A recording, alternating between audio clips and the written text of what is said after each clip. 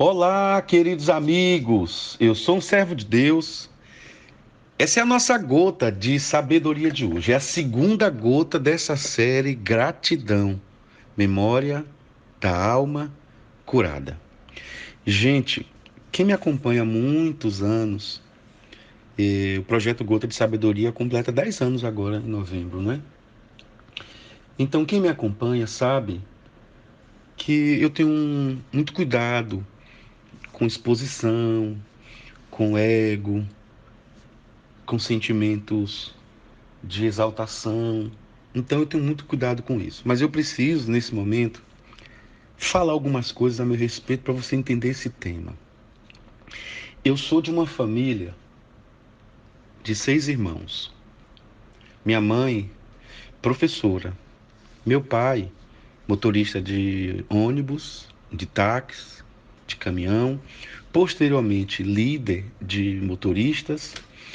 Meu pai, filho de alguém que não tinha uma instrução, vamos dizer assim, colegial, acadêmica, mas na minha infância eu cresci com meu pai, já na fase adulta, estudando. Meu pai católico, minha mãe evangélica, com muito discernimento de respeito mútuo. E uma outra coisa que me chama a atenção é que eu fui formado num lar onde minha mãe me ensinou os valores bíblicos desde cedo. Meu pai sempre lendo a Bíblia, eu levantava pela manhã para ir à escola, ele estava lendo a Bíblia. E ele lia aquela Bíblia pequenininha do Novo Testamento, Salmos e Provérbios, dos Gideões, que é um projeto que entrega nos hotéis e nas escolas. Muito cedo eu saí de casa para jogar futebol em São Paulo. Rapidamente fui apresentado a tudo que a vida propõe.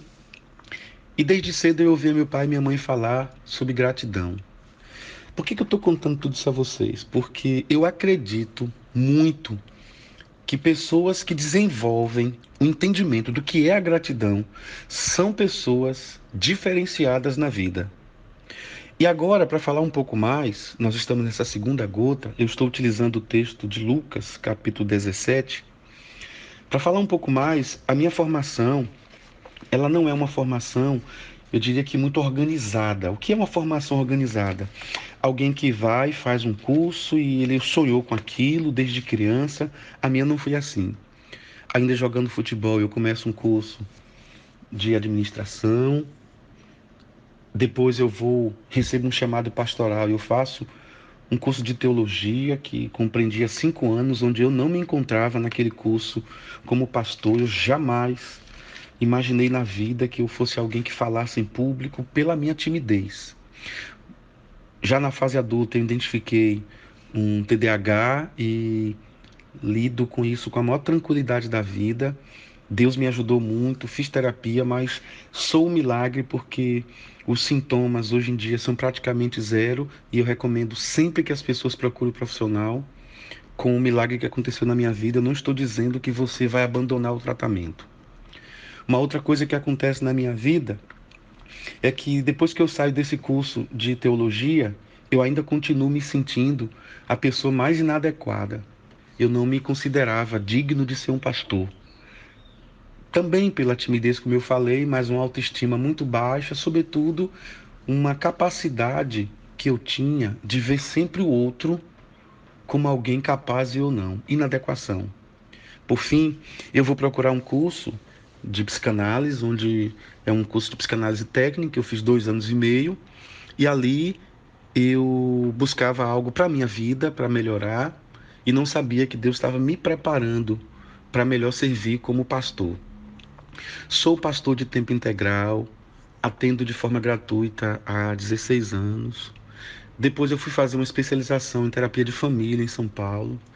E hoje eu estou formando agora em junho em psicologia. Por que eu estou fazendo todo essa saga da minha vida de forma breve? Para te dizer o seguinte: desde antes de ter formação, ainda como líder de jovem na igreja, eu sempre gostei de ouvir as pessoas. Mais tarde isso se tornou atendimento com uma secretária da igreja, com horário marcado. Depois se tornou algo mais técnico, porque eu já tinha uma formação básica e técnica no curso de psicanálise. Depois se tornou uma especialização com a terapia de família. Depois isso tornou um novo contorno, porque eu hoje já estou com 20 anos de ministério pastoral de tempo integral, então já atendi muita gente.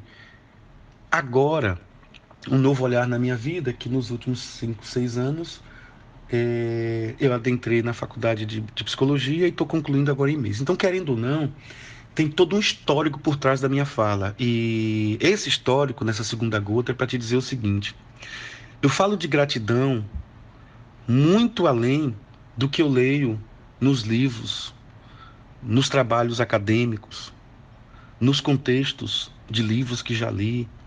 Eu falo de gratidão com duas experiências básicas que eu queria centralizá-las, não desprezando as outras. Primeiro, pelo que eu aprendi à luz da Bíblia. A Bíblia é um manual fantástico da existência humana. Segundo, por todos aqueles e aquelas que ao longo desses 20 anos de ministério, de forma integral, e os outros que eu ainda não era pastor, que atendi e ouvi, que eu não sei mais a quantidade de pessoas que eu atendi e ouvi, e com esse trabalho prático, eu diria que até um trabalho de campo mesmo, assim, no dia a dia. Eu estou terminando essa gota, indo para a igreja para atender. Então, durante toda essa minha trajetória, essa minha saga, eu percebo que pessoas que aprenderam o que é gratidão e praticaram a gratidão de forma intencional e leve se tornaram pessoas mais saudáveis, mais produtivas, mais conectadas com Deus, mais conectadas com as pessoas e pessoas mais acessíveis e menos azedas. Então, na gota de hoje, eu volto a ler para vocês a cura desses 10 leprosos, que diz assim, em Lucas 17, a partir do 11. De caminho para Jerusalém, Jesus passava por meio de Samaria e da Galileia. Ao entrar numa aldeia, saíram ao encontro 10 leprosos que ficaram de longe gritando: Jesus, mestre, tem compaixão de nós. Ao vê-los, Jesus disse: Vão, apresentem-se aos sacerdotes. E aconteceu que, indo eles, foram purificados. Um dos 10, vendo que estava curado, voltou para dar graças a Deus, glórias a Deus em alta voz. Prostou-se com o rosto em terra aos pés de Jesus, agradecendo-lhe e dizendo, porque ele era samaritano, essas coisas. Então Jesus perguntou: Não eram 10 os que foram curados? Onde estavam os 9? Não se achou quem voltasse para dar glória a Deus, a não ser esse estrangeiro? E lhe disse: Levante-se e vá, a tua fé te salvou. Na gota de amanhã, se Deus quiser, eu continuo com esse texto e algumas explicações. Mas hoje eu queria que você guardasse uma coisa. Por trás do discurso de cada ser humano tem um histórico. E as pessoas mais gratas à vida, esse histórico se torna mais leve. Senhor, obrigado, Pai, por essa gota, por cada pessoa. Me perdoa, você que escuta essa gota, porque ficou um pouco grande, não é meu costume. Mas, por favor, que Deus derrame graça à sua vida. Passa essa gota para outras pessoas, em nome de Jesus. Amém. Grande abraço, pessoal. Fiquem com Deus.